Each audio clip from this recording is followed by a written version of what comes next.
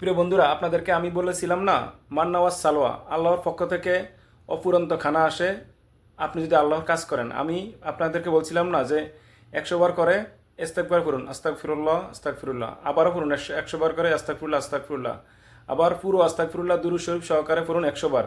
পড়ার পরে বিসমিল্লাহ সহকারে সূরা ইখলাস পড়ুন, কুল হুয়াল্লাহু আহাদ। এটা আমি আজকে সকালে 100 বার 100 বার 200 বার পড়ছি, আরও 100 বার পড়ছি পুরো আস্তাগফিরুল্লাহ এবং সূরা ইখলাস বিসমিল্লাহ শহীদ পড়ছি 100 বার। পড়ার পরে আমি কিছুক্ষণ আগে এই রাস্তা দাঁড়িয়ে রয়েছে একটা কাস্টমারের সাথে, আপনার সেনেগালের একটা কাস্টমারের সাথে কথা বলতেছি আমি সৌদি আরবে।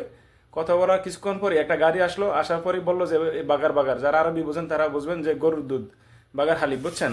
এটা বলে আমাকে, দেখেন এখানে 2 কেজির মতো এই দুধ আমাকে আপনার দিছে, যে বাগার বাগার। আমি এমনি দাঁড়িয়ে রয়েছি, ওই কাস্টমারের সাথে আমার কথা বলার কোনো কথা না। ওই কাস্টমারকে আমি আজকে মনে হয় 2 বছর পরে আবার দেখছি, বুঝছেন?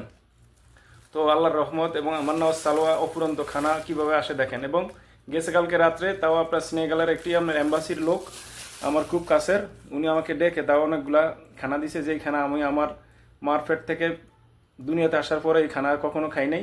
এমন এক খানা আমাকে পাঠাইছে উনি ওনার বাসা থেকে। আলহামদুলিল্লাহ, দোয়া করবেন সবাই, সবাই আল্লাহর কাজ করবেন, আল্লাহ অবশ্যই আপনার খানা পাঠিয়ে দিবে। এই রিজিক, জান্নাতের রিজিক আপনাকে মান্নাওয়াজ সালোয়া মানে কি আল্লাহর পক্ষ থেকে অফুরন্ত খানা আপনাকে পাঠিয়ে দিবে। Thank you so much, love you, সালামু আলাইকুম।